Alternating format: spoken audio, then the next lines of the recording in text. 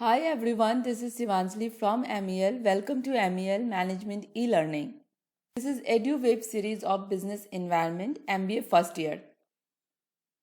Content of this EduWave series Business Environment based on syllabus of DAVV University. Okay, so in this paper Business Environment total we have the 8 unit. And in this session in this video आज के इस session में हम business environment unit first cover करने वाले हैं okay here are the topic what this topic I am going to cover in this session in this video, and this is all topic come under unit 1. Unit 1 actually basic fundamental है business environment का, जिसमें हम समझेंगे business environment क्या है, business क्या है, business की सराउंडिंग जो है एनवायरनमेंट वो बिजनेस पे कैसे इफेक्ट करती है, इम्पॉर्टेंस ऑफ बिजनेस इन्वायरमेंट समझेंगे, then nature of business environment and types of environment, internal external के अंदर जो भी फैक्टर फोर्स आते हैं जो इन्फ्लुएंस करती है बिजनेस को, we will see all this okay. तो let us start our video lecture. What do you mean by business? Business क्या होता है? अगर आपसे कोई पूछता है कि आप बिजनेस इन्वायरमेंट पढ़ रहे हो तो बताओ बिजनेस क्या है, तो business term to the organisation, और ये एक ऑर्गेनाइजेशन है या फिर एंटरप्राइजिंग एंटिटी है जो इंगेज होती है in commercial, industrial and professional activity में. ओके, बिजनेस क्या है? बिजनेस एक ऑर्गेनाइजेशन है या एक कंपनी है जो इंगेज है कमर्शियल, जहाँ पे हम ट्रेड करते हैं, सेल एंड बाई करते हैं, that is the commercial. Industrial जहाँ पे हम प्रोडक्शन कर रहे हैं, मैन्युफैक्चरिंग कर रहे हैं, that is the industrial activity. और प्रोफेशनल जहाँ पे हम सर्विसिंग प्रोवाइड कर रहे हैं, लाइक एजुकेशनल और consultancy, this kind of activity come under the professional. तो इस टाइप की कोई भी एक्टिविटी में इंगेज रहती है, इकोनॉमिक एक्टिविटी में इंगेज रहती है, तो वैसे ऑर्गेनाइजेशन को, वैसे एंटिटी को, वैसे कंपनी को या वैसे संस्था को हम बिजनेस कहते हैं. Okay, you can say in simple word, business may defined as an economic activity which involves production or purchase and sale and transfer exchange of good and service at a profit. Okay, so this is business. but हमारा जो paper है वो है business environment.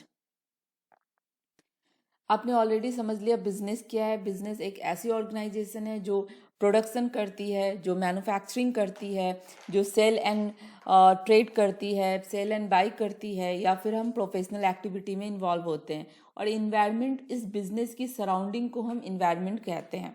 ठीक है, for example ये कोई एक बिजनेस है, एक ऑर्गेनाइजेशन है जो प्रोडक्शन करती है, तो इसकी ये सराउंडिंग ठीक है, ये surrounding, inner layer, outer layer, ये हो जाएगी इसकी इन्वायरमेंट, इस बिजनेस की इन्वायरमेंट. ओके, तो इन्वायरमेंट क्या हो गया? Environment refer to surrounding in which a particular organization और object is expected to work.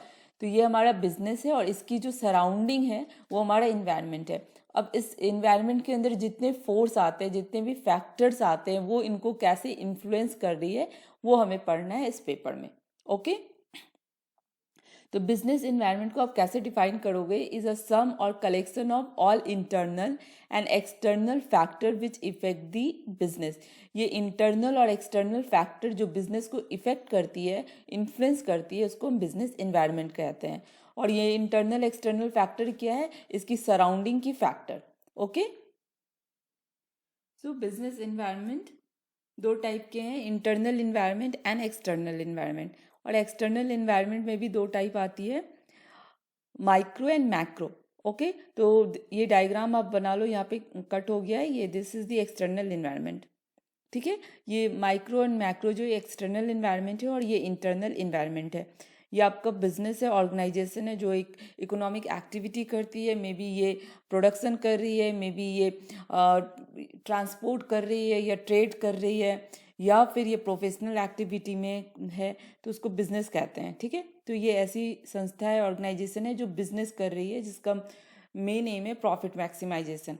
और इसकी जो सराउंडिंग है, पहले इंटरनल आएगी फिर एक्सटर्नल आएगी. इसके जितने भी फोर्स हैं, जितने भी फैक्टर्स हैं, वो बिजनेस को इफेक्ट जो कर रही है उसको हम बिजनेस एनवायरनमेंट कहते हैं. ओके, तो हम एक एक करके पढ़ेंगे. आप ऐसे भी एग्जाम में बना के आ सकते हो, internal environment and external environment. Under external environment micro environment and macro environment. ठीक है, जो माइक्रो इन्वायरमेंट होता है वो इमीडिएट इन्वायरमेंट है जो इफेक्ट कर रहा है बिजनेस को, जिसको हम बहुत कंट्रोल कर सकते हैं। और मैक्रो इन्वायरमेंट है जिसे हम कंट्रोल नहीं कर सकते हैं। ठीक है, ये जनरल फोर्स होती है और ये स्पेसिफिक फोर्स होती है, ये भी मैं बताऊंगी आपको आगे। तो इंटरनल इन्वायरमेंट क्या है? Internal environment include the internal factor of business, business का खुद का ऑर्गेनाइजेशन के अंदर का इन्वायरमेंट। ठीक है, जैसे क्या होगा, तो मैनेजमेंट हो जाएगा ऑर्गेनाइजेशन के अंदर का। It includes the plan and policy, human resource, financial resource, corporate image, plant, machinery, labour management relationship, vision of company. So these are the internal environment जिसको हम कंट्रोल कर सकते हैं। ठीक है, तो हमारा जो इंटरनल इन्वायरमेंट है वो ऑर्गेनाइजेशन के अंदर का इन्वायरमेंट है। ऑर्गेनाइजेशन के मैनेजमेंट को बोल सकते हैं, उसके बिल्डिंग को बोल सकते हैं, उसके विजन मिशन पॉलिसी प्लान को बोल सकते हैं, जिसको हम कंट्रोल कर सकते हैं। ओके, और एक्सटर्नल इन्वायरमेंट क्या है? जो ऑर्गेनाइजेशन के बाहर का इन्वायरमेंट को हम एक्सटर्नल इन्वायरमेंट बोलते हैं। ठीक है, जिसे हम कंट्रोल नहीं कर सकते हैं। और एक्सटर्नल इन्वायरमेंट दो पार्ट में डिवाइडेड है, micro and macro. Okay, micro environment देख लेते हैं, माइक्रो इन्वायरमेंट में क्या आता है और ये किसका पार्ट है? ये एक्सटर्नल इन्वायरमेंट का पार्ट है। Micro environment is also known as operating environment. क्यों? क्योंकि ये इमीडिएट इन्वायरमेंट है बिजनेस का, इमीडिएट सराउंडिंग है, जैसे ये बिजनेस है। ठीक है, दिस इज इंटरनल इन्वायरमेंट, ये बिजनेस के अंदर जो भी है वो इंटरनल इन्वायरमेंट है। ठीक है, और इसकी इमीडिएट जो सराउंडिंग होती है वो माइक्रो इन्वायरमेंट है। और इसके अंदर इससे ही ऑपरेटिंग फंक्शन होता है। आप कस्टमर के लिए काम कर रहे हो, एम्प्लॉयज़ आ रहे हैं, आप कॉम्पिटिटर एनालिसिस कर रहे हो, सप्लायर आपको रॉ मटेरियल दे रहा है, सोसाइटी आपकी, तो ये क्या है? ऑपरेटिंग इन्वायरमेंट इसको कहते हैं। Okay, so it consists of company's immediate environment that affect its performance. It include customer, supplier, intermediaries, competitor, etc. ठीक है, the micro environment consists of element that directly affect the company. अगर इस किसी भी force या factor में, customer में, अगर आपके कस्टमर स्विच कर रहे हैं आपके प्रोडक्ट और कॉम्पिटिटर के पास जा रहे हैं, तो इस पे इफेक्ट आएगा बिजनेस पे। अगर कॉम्पिटिटर ने कुछ अच्छा टेक्नोलॉजी यूज़ कर लिया फॉर प्रोडक्शन, तो आपके बिजनेस पे इफेक्ट आएगा। या उसने कॉस्ट में, प्राइसिंग में, स्ट्रैटेजी में कुछ चेंजेस किया, then also it effect your business. Supplier है, सप्लायर ने रॉ मटेरियल के का सप्लाई कम कर दिया, या फिर क्वालिटी उसकी अच्छी नहीं रही अब, या प्राइस बढ़ा दिया, तो उसका इफेक्ट आएगा हमारे ऑपरेटिंग इन्वायरमेंट में, हमारे बिजनेस में। सोसाइटी में कुछ भी चेंजेस होती है, सोसाइटी का डेमोग्राफिक प्रोफाइल चेंज होता है, या सोसाइटी के अंदर जहाँ बिजनेस हम कर रहे हैं चेंजेस होता है, तो उसका इफेक्ट आ जाता है हमारे बिजनेस में। और इंटरमीडिएटरीज जो हमारा सप्लाई चेन है, जो हमारे जहाँ से हम कस्टमर तक अपने प्रोडक्ट को सप्लाई करते हैं, उसमें अगर कुछ भी चेंज आएगा, then also it affect our business environment. So this all factor और force come under the micro external environment. ठीक है, ये एक्सटर्नल का पार्ट है बट इन इमीडिएट इन्वायरमेंट है। ठीक है, माइक्रो में आता है। तो इसको एक एक करके मैंने लिखा है। अगर आपको एग्जाम में आता है तो you have to also explain, आप एक एक लाइन भी एक्सप्लेन करके आ जाना, अगर वो 6 या 10 मार्क्स में आता है तो। What is customer? कस्टमर किसी भी बिजनेस का सेंटर होता है, किंग उसको बोला जाता है। सो क्या बिजनेस का मेन मोटिव होता है? Customer satisfaction. ओके, अगर कस्टमर हमारे सेटिस्फाई नहीं होंगे तो ऑब्वियसली वो हैप्पी नहीं होंगे और वो कंपनी या ऑर्गेनाइजेशन को के प्रोडक्ट को स्विच कर सकते हैं, तो it is very important. Then second micro level का फोर्स है, that is the competitor. Competitor activity पे भी हमें एनालिसिस करना है, देखना है कॉम्पिटिटर क्या कर रहे हैं, क्या स्ट्रैटेजी यूज़ कर रहे हैं, क्या प्राइसिंग है, क्वालिटी क्या है, प्रमोशनल स्ट्रैटेजी क्या है। So this all things we have to check और analyse on the basis of competitor level. And then supplier who supply the raw material, machine, equipment or other supply other things to the company or organization. ठीक है, तो अगर supplier को भी हमें check करना है कि उसकी प्राइसिंग क्या है, ओवर प्राइस तो नहीं ले रहा है, क्वालिटी ऑफ मटेरियल क्या है, टाइम पे डिलीवर कर रहा है या नहीं कर रहा है, कैसा रिलेशनशिप है. So this all things we have to analyse. Society जहाँ पे हम काम कर रहे हैं, जहाँ पे हमारी ऑर्गेनाइजेशन है, उस पे हमें काम करना है, पब्लिक रिलेशन बना के रखना है. कुछ आप सोसाइटी के वेलफेयर में काम कर सकते हो, तो दिस come under society. तो दिस ऑल फोर्स और factor come under the micro level. ठीक है, अब हम देखेंगे मैक्रो लेवल. अच्छा, मार्केट इंटरमीडिएटरीज भी आपके माइक्रो लेवल में है, MICRO में. इसका ये मार्केटिंग इंटरमीडिएटरीज का मतलब होता है सप्लाई चेन. जो हम कस्टमर, जैसे मैं ऑर्गेनाइजेशन हूँ, मैं अपना प्रोडक्ट अगर कस्टमर को पहुंचा रही हूँ तो या तो मैं डायरेक्टली पहुंचा सकती हूँ या तो फिर मैं सप्लाई चेन के थ्रू पहुंचा सकती हूँ. पहले होलसेल को दूंगी, फिर होलसेल रिटेल को देगा, लाइक दिस. तो this all come under the micro level only. Okay, ठीक है. तो माइक्रो लेवल वो होता है जिसका direct action element are those element which directly effect the business operating system. जो बिजनेस के ऑपरेशन को इफेक्ट कर रहा है डायरेक्टली, उसको माइक्रो लेवल के फैक्टर बोलते हैं. Which are the customer, supplier, government actually दोनों में आता है, तो आप इसमें कंफ्यूज मत होना. गवर्नमेंट में कुछ चेंज होगी तो मैक्रो लेवल पे भी है. Competitor, labour union, media. Okay, तो इसको स्पेसिफिक इन्वायरमेंट. अब another important thing, why micro level called the specific environment. ठीक है, आपके MCQs में पूछते हैं.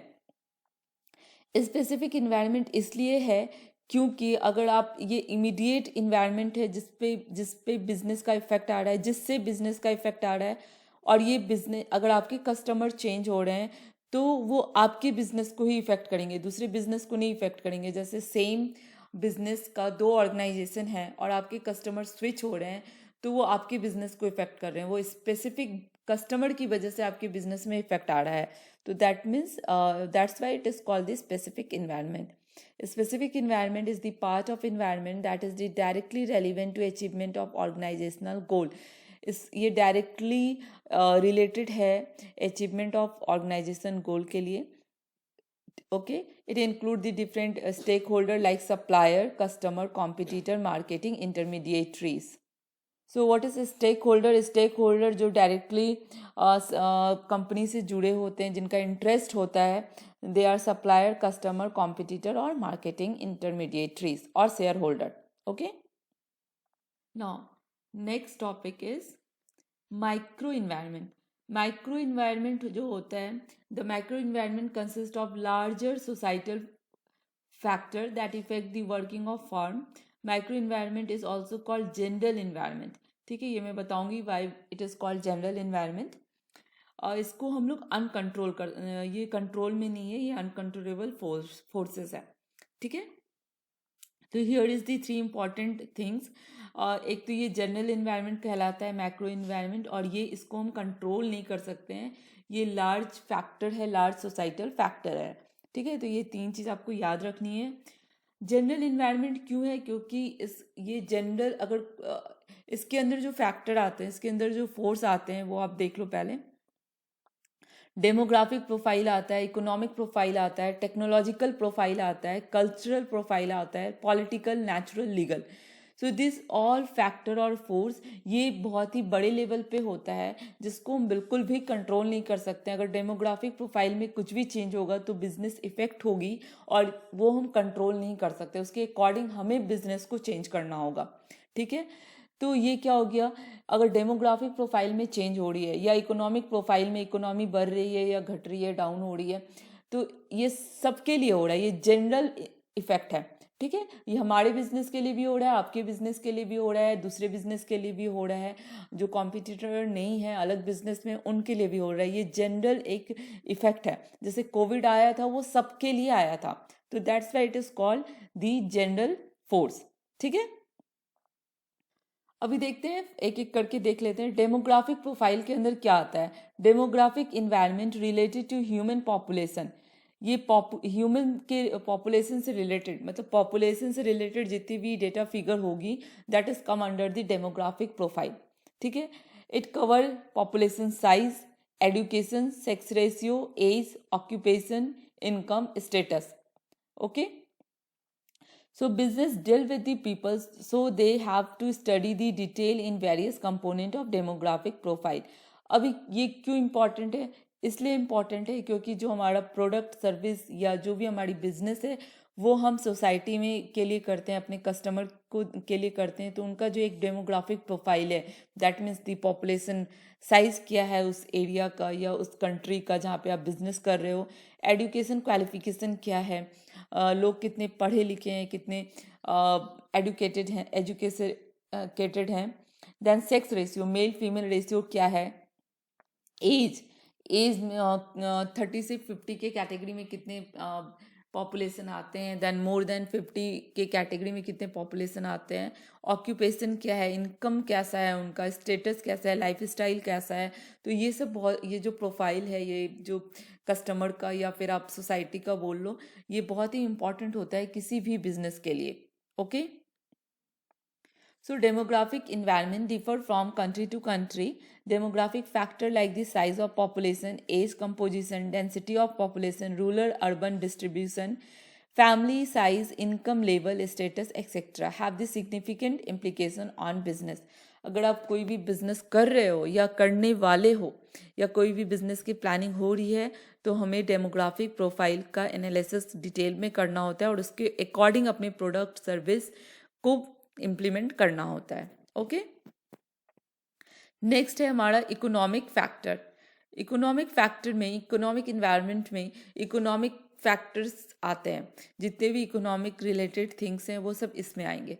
ठीक है।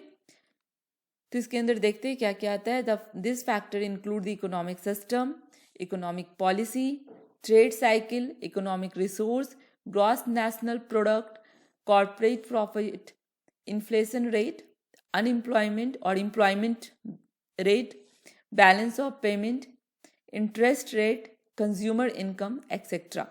So इकोनॉमिक इन्वायरमेंट क्या है? Dynamic and complex in nature.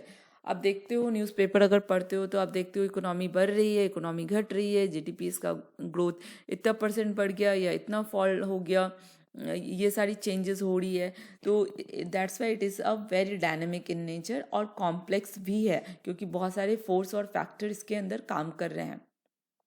ठीक है। तो economic condition in the market like demand और सप्लाई का हम देखते हैं इसके अंदर क्या है, that is the come under the economic condition.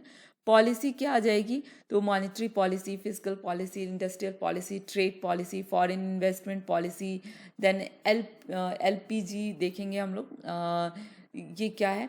तो this all policy come under the economic policy. अगर इसमें कुछ चेंजेस आता है मॉनेटरी पॉलिसी में या इंडस्ट्रियल ट्रेडिंग पॉलिसी में, फॉरेन इन्वेस्टमेंट पॉलिसी में, तो इकोनॉमी पे इफेक्ट आती है। ठीक है। And this is the economic system. Economic system क्या, आप किसी भी अगर आप कोई बिजनेस स्टार्ट करने वाले हो तो आपको सबसे पहले आपको इकोनॉमिक सिस्टम समझना होगा। ठीक है। तो इसके अंदर जो बेसिक है वो हम समझते हैं कि व्हाट टू प्रोड्यूस, हम क्या प्रोड्यूस करेंगे, हम किस टाइप का बिजनेस करेंगे। Then next question is how to produce. ठीक है। उसको जो भी हमने प्रोडक्ट सोच लिया है कि हम ये प्रोडक्ट प्रोड्यूस करेंगे तो उसको हम कैसे प्रोड्यूस करेंगे। ठीक है। एंड देन किसके लिए करेंगे, हमारे कस्टमर क्या होगा। ठीक है।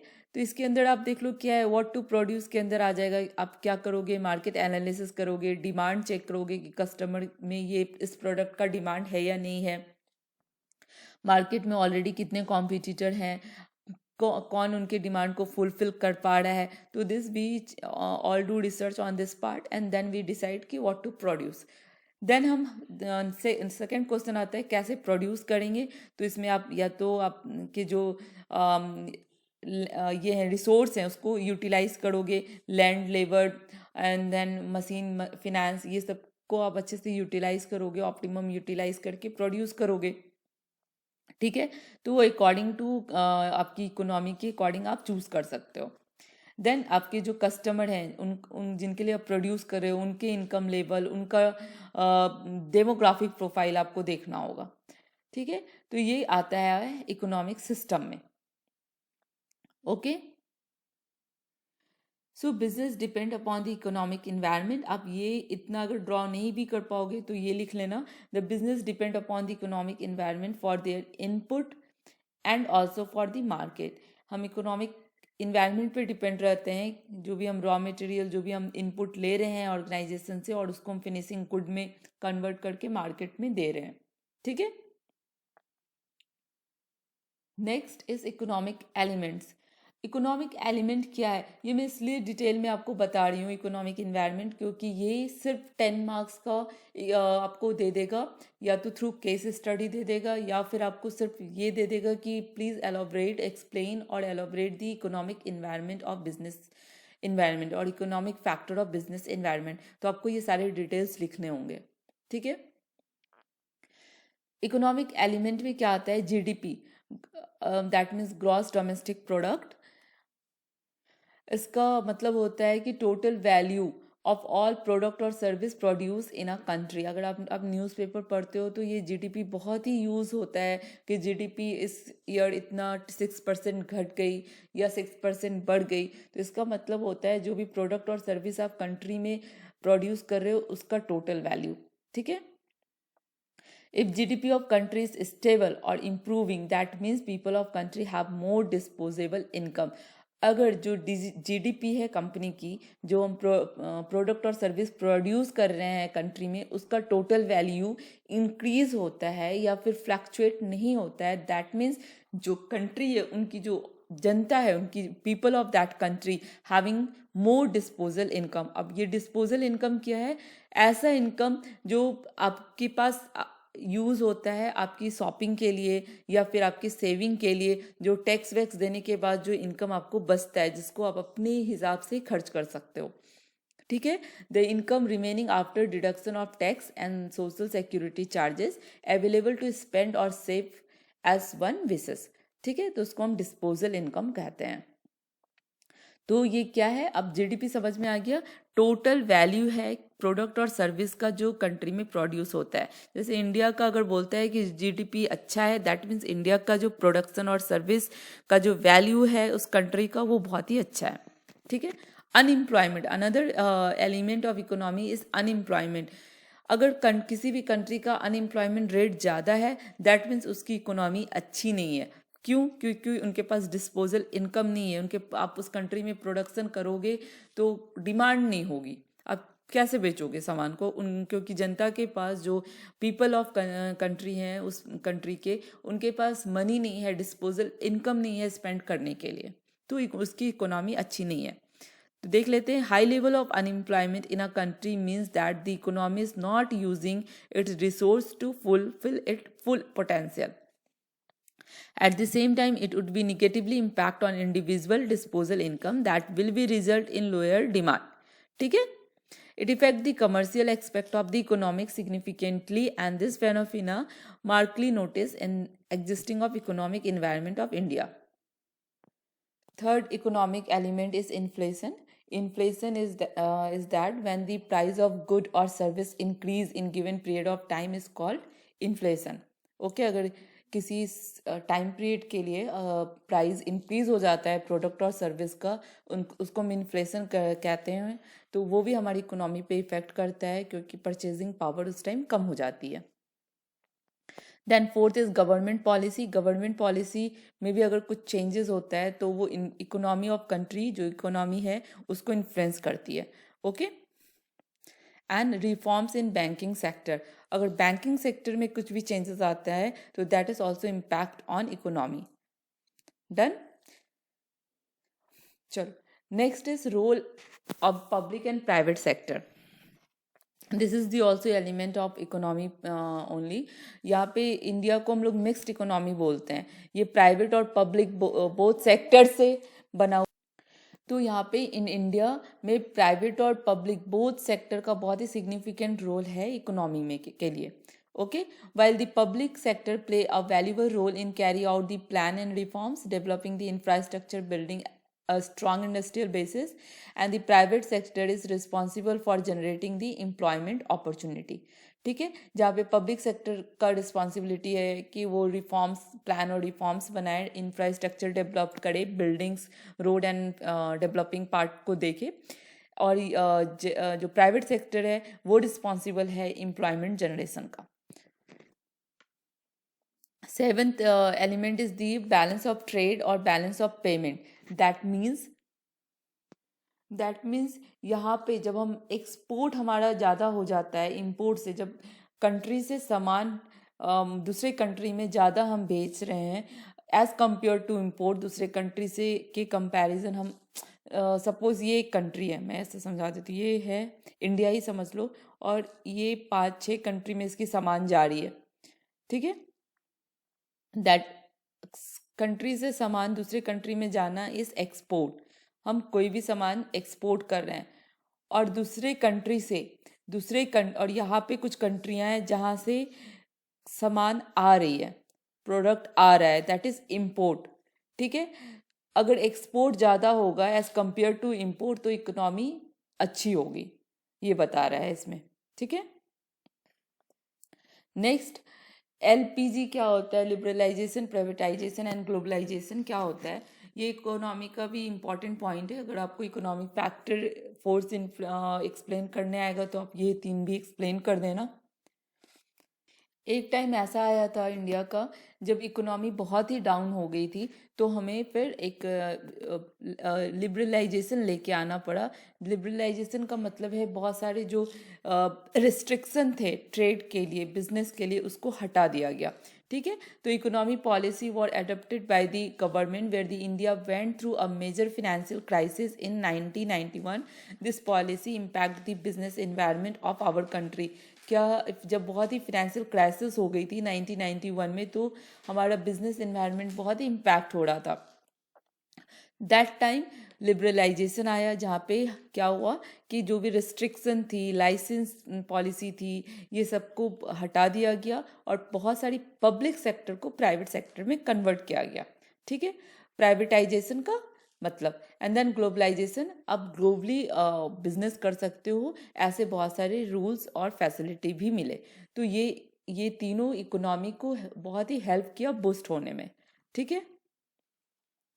नेक्स्ट फोर्स है हमारा, नेक्स्ट मैक्रो लेवल का फोर्स है टेक्नोलॉजिकल इन्वायरमेंट। अब टेक्नोलॉजी, इनोवेशन, रिसर्च से रिलेटेड कुछ भी चेंज होती है तो वो बिजनेस पे इम्पैक्ट आता है उसका, ठीक है।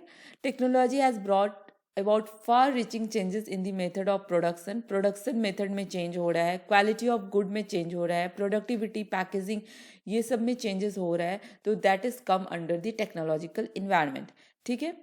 तो यहाँ पे है आपकी केस स्टडी में, अगर ये सारी चीज़ें लिखी रहेगी कि प्रोडक्शन यूनिट टेक्निक में चेंजेस आ गया, information communication resource IT sector में चेंज आ रहा है, लॉजिस्टिक डिपार्टमेंट में चेंज आ रहा है, ई कॉमर्स में चेंज आ रहा है, तो फिर ये आपका टेक्नोलॉजिकल इन्वायरमेंट का इम्पैक्ट बिजनेस पे होगा।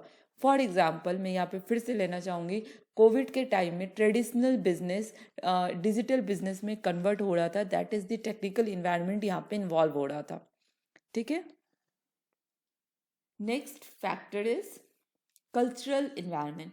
अब cultural, that means value, belief, moral, law, custom, tradition, these are come under the culture, ठीक है।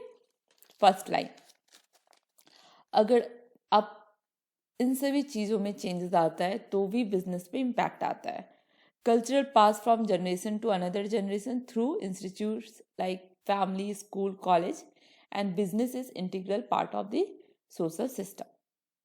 तो सोशल सिस्टम जहाँ पे बहुत सारी कल्चर इन्वॉल्व होते हैं, बहुत सारी वैल्यू, बिलीव्स इन्वॉल्व होते हैं, कस्टम इन्वॉल्व होते हैं, अगर उनमें कुछ चेंजेस आ रहा है तो हमारे बिजनेस पे इम्पैक्ट आएगा, ठीक है।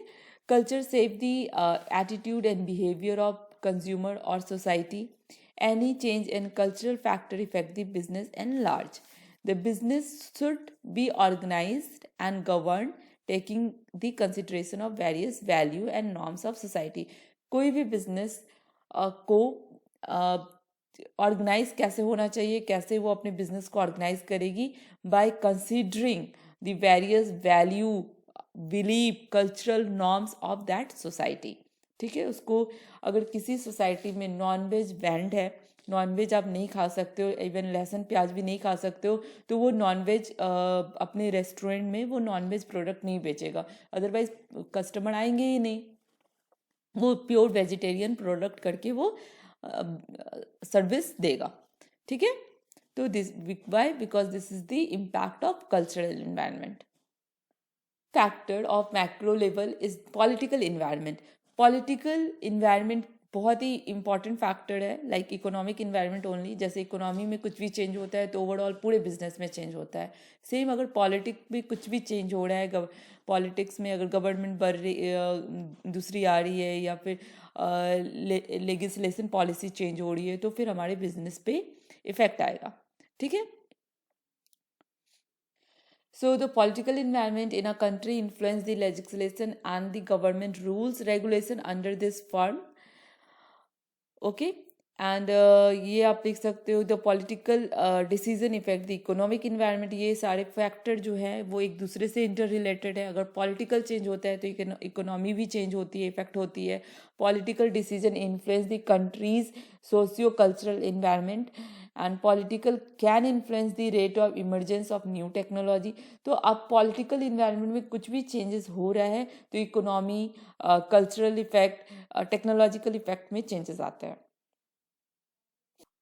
Next micro factor is natural environment. Yes, अगर कुछ नेचुरल चेंज हो रहा है, नेचुरल कैलामिटिक चेंज हो रहा है, लाइक आपका natural resource, weather, climatic condition, topographic condition factor like soil, sea, river rainfall, या फिर आपको ये साइक्लोन, फ्लड, ये सब आ रहे हैं, तो ये भी बिजनेस पे इफेक्ट करते हैं। ठीक है, जैसे आपने नेपाल में देखा था भूकंप से कितना लॉस हो गया, तो वो this all come under the natural environment. Legal environment, all act law come under the legal environment. इसके अकॉर्डिंग ही काम करनी पड़ती है ऑर्गेनाइजेशन को। अगर इसमें कुछ चेंज आ गया तो again it will affect the business. ना, what are the features, characteristic और नेचर ऑफ बिजनेस इन्वायरमेंट। आपसे डायरेक्टली ये भी पूछ सकता है कि what is business environment, and please और एक्सप्लेन द फीचर्स और कैरेक्टरिस्टिक और नेचर ऑफ बिजनेस इन्वायरमेंट। तो फिर आपको बिजनेस इन्वायरमेंट डिफाइन करके ये फीचर्स लिखने हैं। और जब बिजनेस इन्वायरमेंट आप डिफाइन करोगे तो साथ में आप ये चार्ट बना देना कि business environment is divided into internal environment and external environment. External environment again divided into micro and macro, and what force come under that environment. ठीक है, और अगर आपसे पूछता है, अभी मैं क्वेश्चन पार्ट में भी आऊंगी, पहले इसको एक्सप्लेन कर देती हूँ। The feature of business environment, it include the all internal and external force. Actually बहुत जगह आपने सिर्फ सुना देखा होगा कि it include all external force, क्योंकि इंटरनल फोर्स तो वो कंट्रोल होता है तो इसलिए वो नहीं लिखता है, बट आप ऐसे भी लिख के आ सकते हो या फिर सिर्फ एक्सटर्नल फोर्स भी लिख के आ सकते हो। It is specific and general force. Specific आपका जो था वो माइक्रो था, MICRO वाले सारे factor come under the specific. ठीक है, वो मैंने एक्सप्लेन कर दिया है। और जिसको हम कंट्रोल बिल्कुल भी नहीं कर सकते हैं, जो लार्जर लेवल पे फोर्स होती है, उसको माइक्रो बोलते हैं, जो जनरल इन नेचर का होता है। ठीक है, इसको हम बिल्कुल भी कंट्रोल नहीं कर सकते, इसको इसके अकॉर्डिंग हमें चेंजेस करनी होती है अपने बिजनेस में। The business environment include the specific force such as the investor, customer, competitor और supplier, जो immediate environment है। ठीक है, और social, legal, technical, political, economic, this force which is indirect is called the general in force. Now, third characteristic or feature of business environment is interrelation. All force, all factor of business environment are interrelated to each other. किसी एक में change करेंगे या किसी एक में changes हो रहा है तो other factor also influence. ठीक है, uncertainty. Yes, business environment जो है वो बिल्कुल stable नहीं होता है, वो uncertain होता है। डायनेमिक इन नेचर, ऑब्वियसली ये बहुत ही चेंजिंग होता है, कीप चेंजिंग होता है, ये बिल्कुल भी स्टेबल स्टैटिक नहीं है। And complex in nature, so many forces are come under business environment, so ये बहुत ही कॉम्प्लेक्स होता है बिजनेस एनवायरनमेंट समझना। और किसी भी बिजनेस के लिए it is very important to understand their business environment for planning और मेकिंग स्ट्रैटेजी। ठीक है, अगर आपको थ्रेड या अपॉर्चुनिटी भी एनालिसिस करना है तो आपको बिजनेस इन्वायरमेंट कंटिन्यूस वे में करना होगा। इसको बिजनेस इन्वायरमेंट एनालिसिस कंटिन्यूस वे में होती है। तो आप ऐसे डायग्राम में भी बना के आ सकते हो फीचर्स और फिर एक्सप्लेन कर सकते हो। Now important question answer. अब इस यूनिट से किस टाइप के क्वेश्चंस आएंगे आपके एग्जाम में, ये डीएवीवी का ही क्वेश्चंस है, पूछे हुए क्वेश्चंस हैं। और discuss the importance of business environment. Business environment का क्या इंपॉर्टेंट है, तो बिजनेस इन्वायरमेंट एनालिसिस करना कितना इंपॉर्टेंट है आपको समझ में आ ही गया होगा। और second question is discuss the nature of economic development influencing the business. यहाँ पे आपको economic development that means economic environment को एक्सप्लेन करके आना है। What is business environment, explain the feature of business environment जो आपने अभी देखा। How do political and social environment effect the business. हाँ, बहुत बार दो फोर्स एक साथ पूछ देते हैं जो आपस में थोड़े बहुत इंटर रिलेटेड भी होते हैं, तो आपको ये एक्सप्लेन करके आना है। लॉन्ग आंसर में explain the economic and socio cultural environment effecting the business. Business in India, यहाँ पे इंडिया के कॉन्टेक्स्ट में आपको लिखना है, तो आप जनरल जो आता है वो लिख के फिर थोड़ा आप इंडिया के बेसिस पे लिखना होगा। ठीक है, तो these are the important question, ये पूछे हुए ही क्वेश्चंस हैं, तो ये आप रेडी कर लो, आपको सारे ऊपर के स्लाइड से मिल जाएंगे। ओके ओके, तो ये यूनिट यहाँ पे ख़त्म हो रहा है। नेक्स्ट क्लास में, नेक्स्ट सेशन में मैं सेकंड यूनिट कवर करूँगी। अगर आपने चैनल को सब्सक्राइब नहीं किया है तो प्लीज़ चैनल को सब्सक्राइब कर लीजिए, बेल आइकन को क्लिक कर लीजिए ताकि आपको लेटेस्ट जो भी नोटिफिकेशन है आपको मिले। और ये जो सिलेबस है ये डीएवीवी के स्टूडेंट हो आप, और ये एमबीए फर्स्ट ईयर का है। अब डीएवीवी के स्टूडेंट हो तो आप चैनल को सब्सक्राइब कर लेना, क्योंकि डीएवीवी के बहुत सारे सब्जेक्ट के वीडियोस आपको यहाँ पे अभी मिलेंगे। ठीक है, ऐसे ये कॉमन है, एकेटीयू यूनिवर्सिटी के लिए भी सेम ही सिलेबस है और डीएवीवी के लिए भी सेम ही सिलेबस है। ओके, चलो, थैंक यू सो मच।